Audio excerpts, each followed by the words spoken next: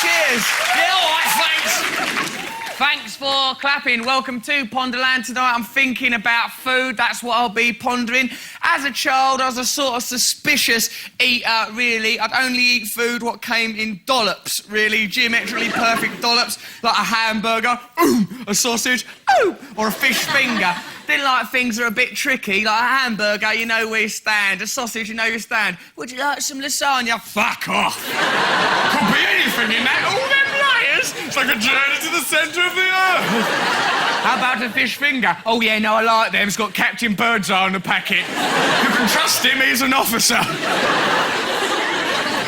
I'm quite a snooty man now. I'm a vegetarian, but, being a vegetarian does not give you the right to be snooty or condescending. Never turn it into some sort of intellectual, ideological snob like Clement Freud, Sigmund Freud's nephew. Look at this. He just goes around bothering working-class people about their eating habits. He knows full well what they're going to do with this chicken, and he just decides to be all condescending, offering them different options. Oh dear, you're not very adventurous with a chicken, are you? What have you got in here? A breast of chicken. Do you know, if you took a breast of chicken and filled it with butter and chopped chives and rolled it around and then covered it in flour and beaten egg and breadcrumbs and deep-fried it, it would be a very beautiful dish. I think so, yeah. A very beautiful dish. Pick it up, swing it about, squeeze its tits, pinch its ass, lie to it, promise it the world. Right? He knows full well that she's only got simple plans for that simple chicken. He puts her under so much pressure that she tells the truth in a stupidly elongated way. I think so, yeah. What are you going to do with it? Well, I'm going to take it back and make sandwiches. You can't include take it back as part of the process of preparing a meal, like it would say in a cookbook. OK, leave the shop. OK. Put the food on the table now. All right. Eat it, you idiot! Look at Freud's next victim. This is heartbreaking because this woman is properly sweet, lovely lady, and she's got no idea how snooty and stuck-up Freud is being. Now, you've just bought some fish. Yes. What are you going to do with it? Well, I'm going to fry it, batter it and fry it, chips, peas. And are you going to have a lovely sauce with it? Oh, yes, HP. Oh, dear. You think that HP is a lovely sauce to you? You snob! You stuck-up pig! And look at this bloke, this misogynistic, rotund, patronising brute of a man, right? Just bullies his wife to economically move around the kitchen. Completely unnecessary. Oh, dear, you're not moving around the kitchen very efficiently. Why is that important? What about the homes of today and tomorrow? Have our designers learned nothing from the mistakes of the past? Or is a new generation of housewives going to use this marvellous, shiny equipment in the same old, muddled way? There's no reason why they should. Housewives' needs have been studied and analyzed by the scientist. It's possible today to design a kitchen as efficiently as a motor car. Look out! The milk's boiling. There. Not bad, was it? Not bad. It was dreadful. I counted 20 journeys. 20 journeys, you think? Now, if that is a journey from sat by him to that pan of milk, his holidays must be shit. Yes, 20 journeys, carrying things. A total of nearly 100 yards. You see, as far as from here to the corner of the street and back. I wonder how many miles a day you walk in this kitchen. Why can't you be more like me? I've used 1 calorie all day. I'm sat here happily sweltering under the weight of my lardy tum. I don't know how uptight he is with her. Oh, sorry, dear, that's not bad, is it? Not bad, it's bloody awful. Here, take a journey to the Burns unit and do it efficiently, you slag. The Second World War is defined by many things. It was the last ideological war, a clash between communism, fascism and democracy. Perhaps more important than that, though, were bananas, really. Oh, them bloody bananas, I know I've missed them. And this shows you what 6 years without a banana has done to this young man. He's forgotten how to tackle the darn thing. Only 6 6 years? If someone presented me with an orange after a 6-week holiday, I would go, are you my new dad? Do you love me? I love you. And why, after the war, is this admiral being employed to distribute bananas? He's a high-ranking naval officer. Why is it? Right, get out there and give those people bloody bananas. OK, I'll give them bananas. It wasn't like a piece of fruit. We was touching it and moving it around. What's going on? You sure these are bananas? You sure there's one corrupt admiral who's painted his penis yellow? We were touching it and moving it around. They'll never know it's been 6 years. Could be anything. Here, have a banana. Careful when you pull the skin back. You've got to eat healthy. Don't just put any old filth down your body. Don't put too much stuff in you, though, because society is not tolerant of people who are a bit tubby or overweight. Thinness hasn't always been the shape of beauty. The nudes of Renoir and Rubens are downright fat by today's standards. Cupid is a chubby little lad, and a model with the Venus de Milo statistics would be unemployed. Mostly because she hasn't got any arms. You're a bit fat, aren't you? Well, I've tried everything to lose weight. I cut my arms off, for Christ's sake. What about that? Cupid was a chubby little lad. That's not the main thing about Cupid. Cupid can fly. It's like a winged angel. Oh, that Minotaur's got a pot belly. Pegasus, your arse stinks to high heaven. Bullying out of order. So there is a possibility that you will be victimised if you're a bit tubby, so dieting becomes quite relevant, pertinent and important. Don't let it make you go mad, though. This woman, talking about dieting, for no reason at all, reveals a picture of herself that seems a little bit dubious to me. If you're fat at any time, it's no fun. But if you're fat when you're young... I was 18 when that was taken. I was 18 when this photo was taken and I was living in Victorian London. That is the Queen Mum. That's not her at 18. That is ridiculous. When I was 18, I used to travel back in time. As a younger man, I was a little bit chubby and stuff, and I'm still a little bit shy about it. In fact, I've got a picture here of what I was like at 18. Have a look at it. I think it's quite surprising, actually. See there.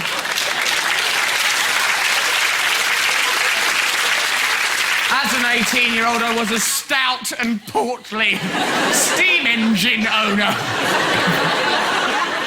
Actually, I was overweight as a child, and it's certainly no laughing matter. I did look like a cross between Tanita Tikaram and a Gamorrean guard from Star Wars. Here I am, there.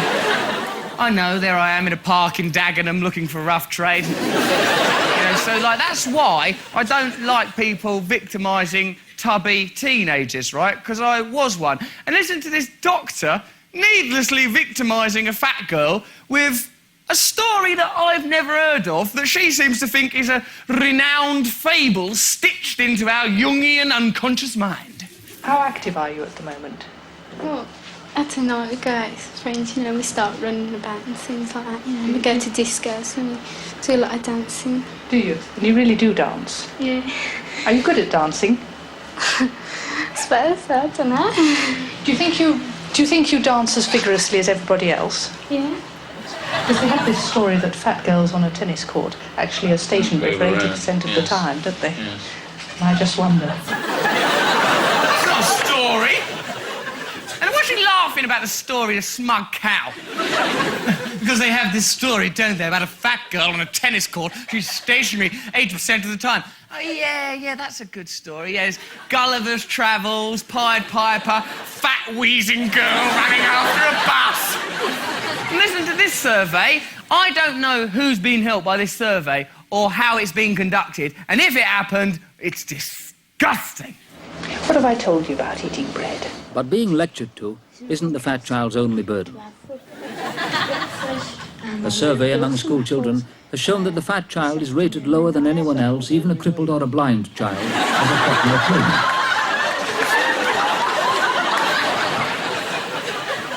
Okay. We've lined up a fat child, a cripple, and a blind child. Which one do you hate the least? Spit at the one you hate least. Don't spit at all of them! See you after the break.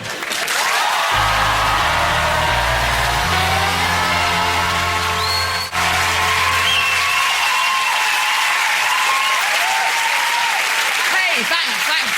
Welcome back to Ponderland. On Ponderland tonight, I'm pondering food. As a little boy, when I was about, I don't know, that old, I used to eat penguins quite a lot. Penguin biscuits, I really like them. Would eat a whole packet, though, a bit obsessed. I like the blue ones best, right? And then after I had the blue ones, then I will move on to the red. And finally, the green and yellow, never really acknowledging that all penguins are the same on the inside. And I think there's an important message there for all of us on the subject of racism. Underneath the wrapper, we're all very much the same. Pick up a prejudice, that's what I... Look at this old woman, right? This old woman who I think is some sort of refugee from Monty Python, not a normal person. Normal people don't behave like this. She's given some food, new food, exciting food. She enjoys it, then gets told what it is. Oh, God! Ah! Ah! There's that little bit there. It's very nice. Oh, it's cute. It's shark. It's what? Shark. See that shark there? It's part of that. Oh, look at that.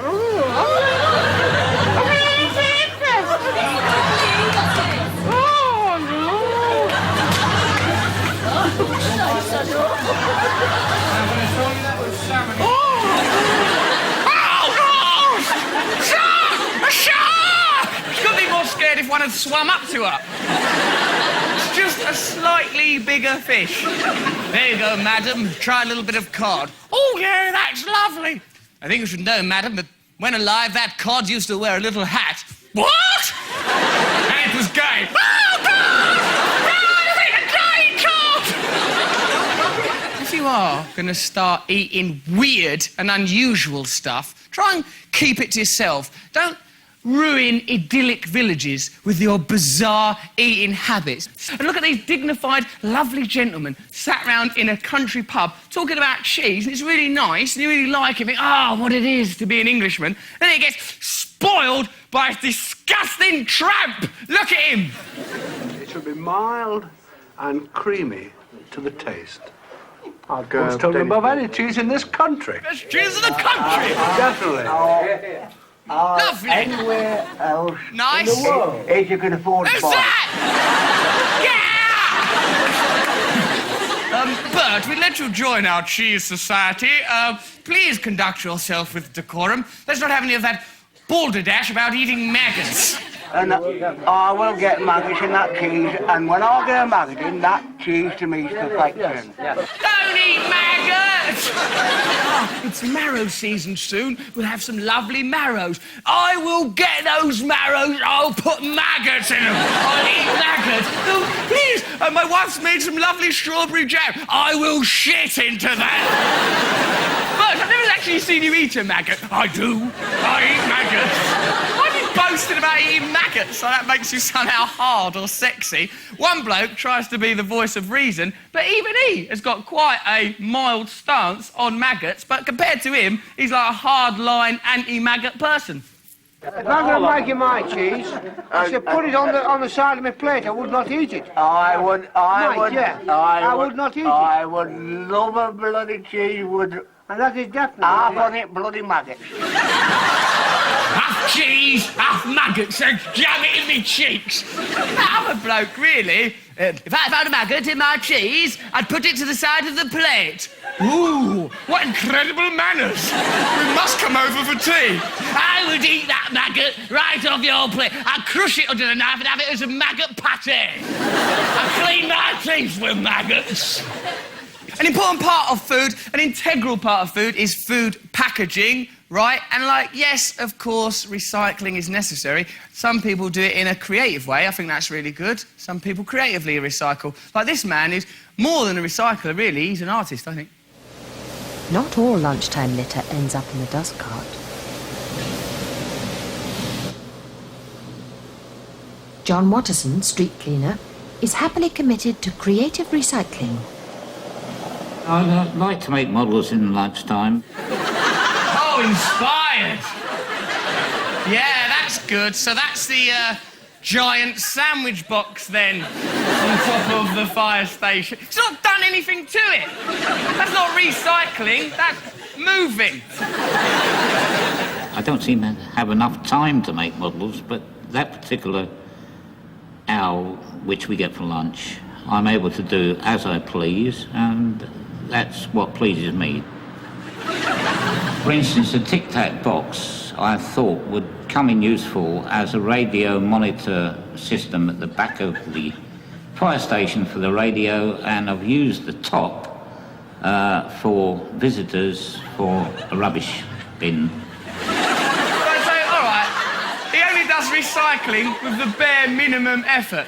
I've never seen a more perfect version of a tiny sanitary towel disposal unit. Where's your man? I've gone in the wrong toilet! Oh my God, it's the naughty bin! I'm not supposed to be in here! And his laziness is across the board. Look, he's rubbish, lazy, unrecycled flower pots outside his shit, lousy fire station.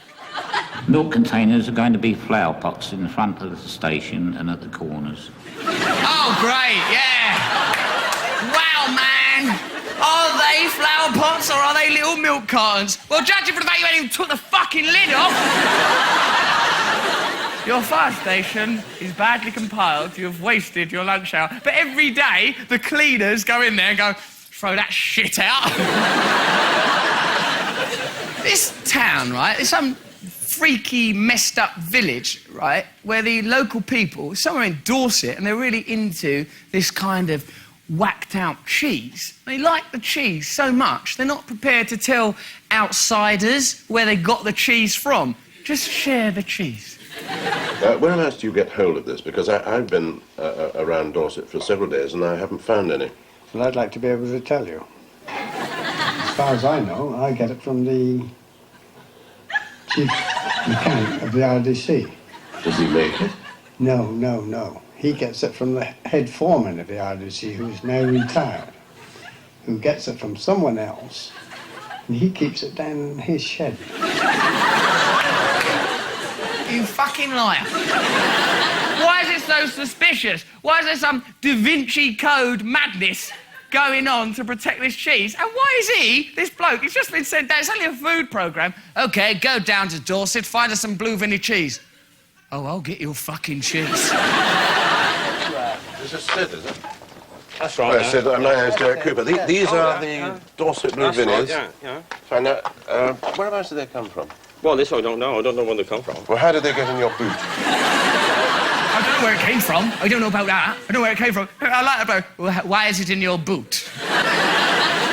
But this last bloke, he feels properly pressured because now the investigator has built a chain. He's got a few answers. He's got a few sources. He's got a few spies. He's done some espionage. He's closer to the truth. This bloke can't take the pressure and resorts to a very, very childish lie. We met, who was it, Sid last night, and he had two big cheeses, which he said he got from you. Now, they tasted very nice. Yeah. Sid, well, no, Sid is new to me. He probably got them, and maybe another man of my name, but... Oh, it could be someone else with my name. I've got an evil twin brother. He might have escaped from prison. This cheese, is it made from Christ's sperm? Is it the bloodline of Christ and Mary Magdalene? Is it passed all the way down? Just be honest, if you don't want to share the cheese, just tell them to fuck off. It's a crazy village of lying idiots. I think the most extreme thing you can do with dieting is eating human flesh, probably. And you know that Armin Mivers? Remember Armin Mivers? He put an ad out to attract someone that would allow him to eat them. He must have been charismatic, right? Because not only can he persuade people to come into his life and let him kill them and eat their cock, with garlic. That's what he did. It's like, you know, that's an extreme bit of eating, right? He's managed to maintain the friendships he had, and when they go on a fishing holiday, they sort of debate whether or not to bring Armin with them on a tiny, isolated boat. Shall we take him? Shall we take him on the little boat? Let's think about this. I don't think that I'd sail with him again, because the trust is gone. Not just a little bit, but completely. Yeah, not a little bit, completely. I've completely lost trust in him since he killed that bloke and ate his cock. Ever since that day, I thought, something about you I don't trust. When it comes to planning a fishing trip, I will think long and hard before including you. Good. That is the right decision. It's a very sensible decision. I don't know if I could find any other sailors to go on a trip and help rehabilitate him. We might just go one more time and see what happens. We decided not to take him because of the cock eating. Why take on holiday with you on a fishing trip someone who might kill you and eat your cock? Even if there's a slender chance. Armin? Yes? Where's Gerald? Oh, Gerald, I don't know. I've not seen him. How was your meal? Gerald, delicious. But have they got a plan should anything go wrong? Yeah, OK, we're intelligent German men. It's the country of Schopenhauer, of Nietzsche. If anything goes wrong, we will use our minds. We will use plans. We will use philosophy to save us from a cock-eating cannibal. With 4 other men and only him on board, we are stronger and we could keep an eye on him. And worst comes to worst, we could always throw him overboard. Get out! Oh, then give him one more chance. Give me one more chance. OK, let's help him back in. I wish I could. He has eaten my arms. Good night. Thank you very much.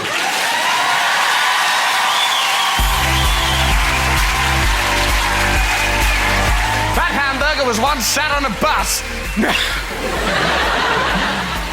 I'm sorry, everything I thought of 10 things, they were all weird. They came quick enough, but I had to go to Fred West, all weird stuff. I thought, no, just leave it.